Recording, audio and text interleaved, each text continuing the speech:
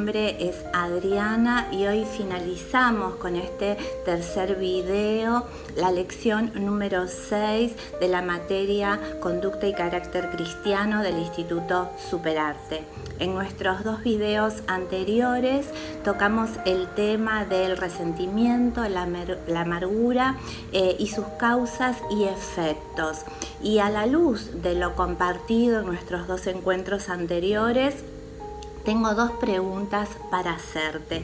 La primera es si hay alguna ofensa alojada en tu corazón, y la otra, esa ofensa se hizo tan grande, tan profunda que te quitó tu paz, te quitó tu alegría y aún amenaza tu salud. Si la respuesta es sí, necesitas desesperadamente perdonar. La palabra en Efesios 4:32 dice lo siguiente: antes sed benignos unos con otros, misericordiosos, perdonándoos unos a otros, como también Dios os perdonó en Cristo. El perdón pone en movimiento las virtudes de amor más sublimes. En cierto sentido, el perdón es cristianismo a su más alto nivel.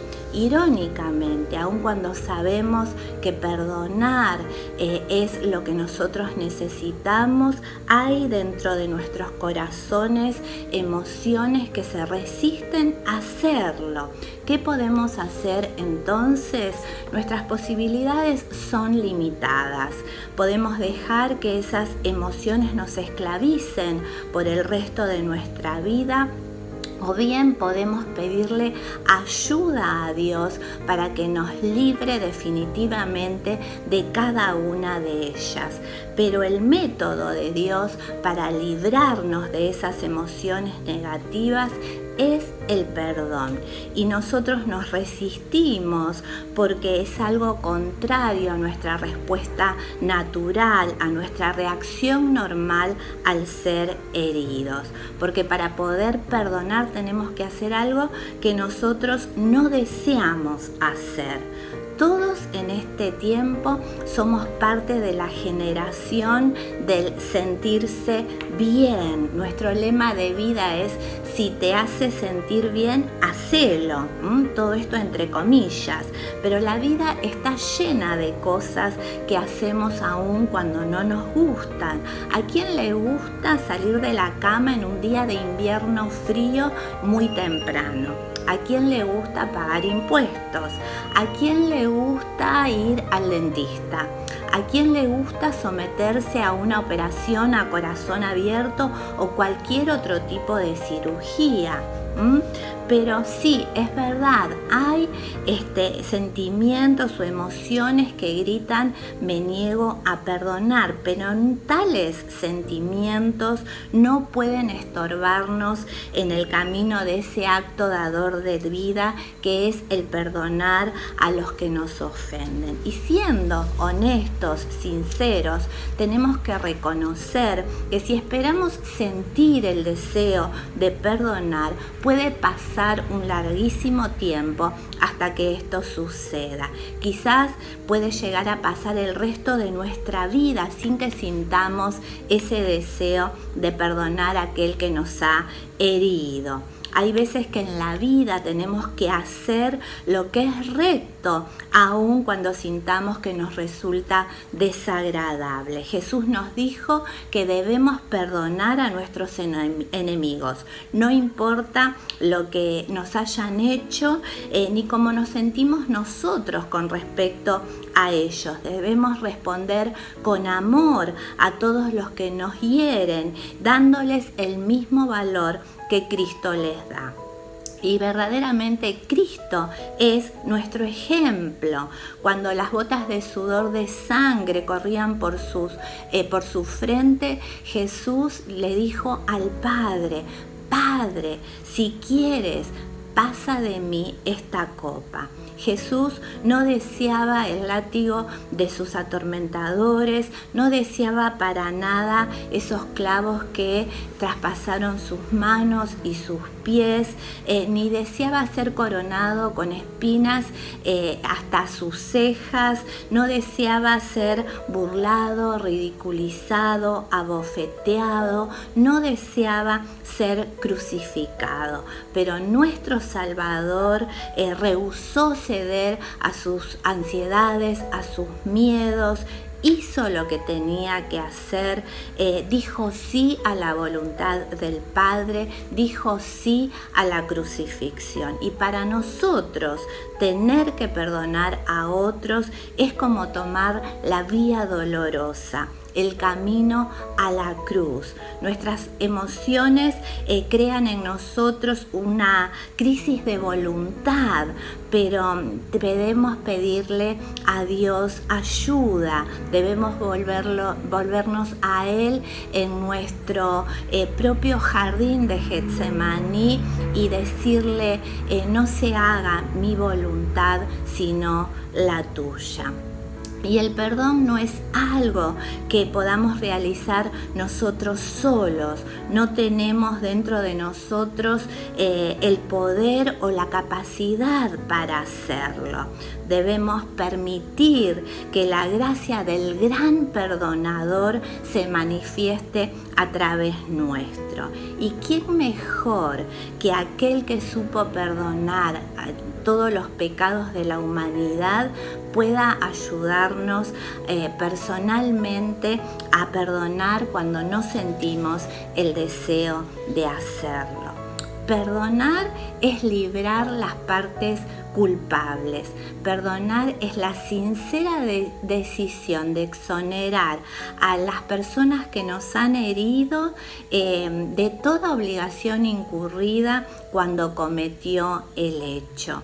El perdón tiene que ser sincero, de todo corazón, tiene que envolverlo todo, tu voluntad, tu intelecto, tus emociones.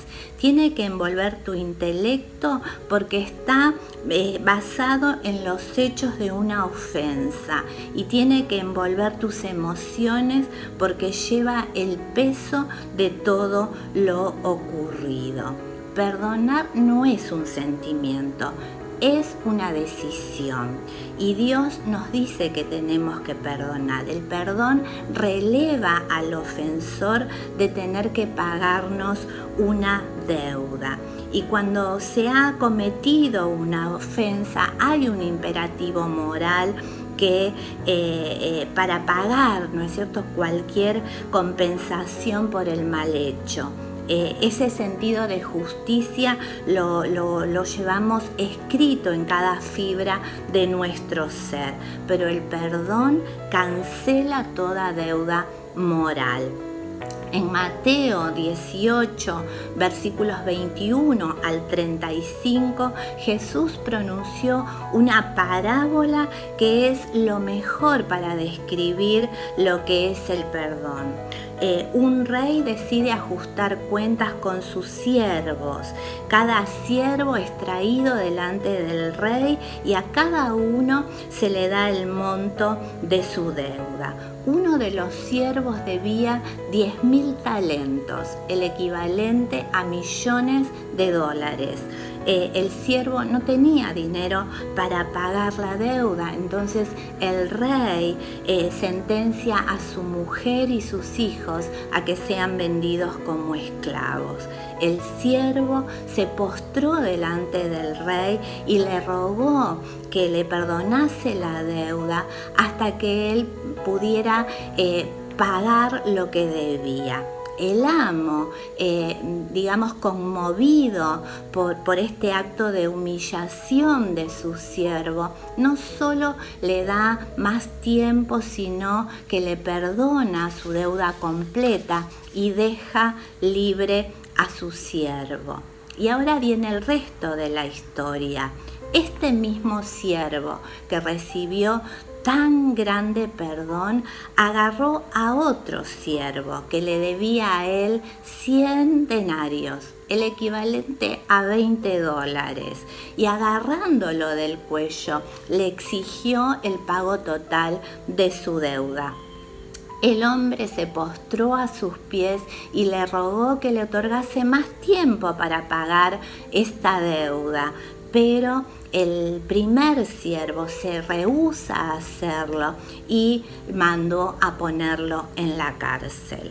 Cuando el rey supo lo que había sucedido, arrojó en la cárcel al primer siervo inmisericordia y le obligó a que pagase la deuda antigua. Jesús concluye esta parábola diciendo lo siguiente: así también mi Padre Celestial hará con vosotros si no perdonáis de todo corazón cada uno a su hermano sus ofensas. De esta parábola podemos sacar muchas lecciones, pero la más importante o la más obvia es que cuando perdonamos de todo corazón, cancelamos toda deuda que el ofensor tenga con nosotros y lo libramos de tener que pagarnos algo.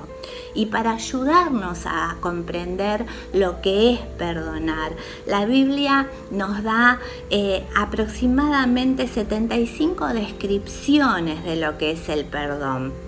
El Espíritu Santo usa una buena cantidad de términos y frases para ayudarnos a entender este maravilloso concepto de perdón. Voy a nombrar algunos. Perdonar es dar vuelta la llave, abrir la puerta de la celda y dejar al prisionero libre. Perdonar es escribir en grandes letras en un cuadro: no se debe nada. Perdonar es bajar el mazo en un tribunal y pronunciar inocentes.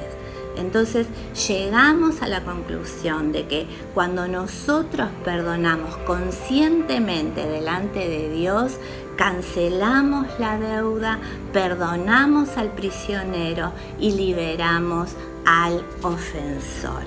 Ahora, ¿cuáles son las bendiciones o los beneficios del perdón? Frustra el orgullo, demuestra misericordia, restaura el gozo, afirma el amor, es prueba de obediencia, revitaliza la comunión fraterna y estropea a Satanás. Pablo dijo en 2 Corintios 2:11: para que Satanás no gane ventaja alguna sobre nosotros, pues no ignoramos sus maquinaciones. Pablo urgió a los corintios a perdonar. Todo lo que el diablo tiene planeado se malogra con el perdón. Si el perdón frustra el orgullo, demuestra misericordia, restaura gozo, afirma el amor, prueba la obediencia, revitaliza la comunión fraterna, ¿cuánto debe odiarlo Satanás? No le demos lugar a que él destruya nuestras vidas, evitando dar el perdón a aquellos que nos han ofendido.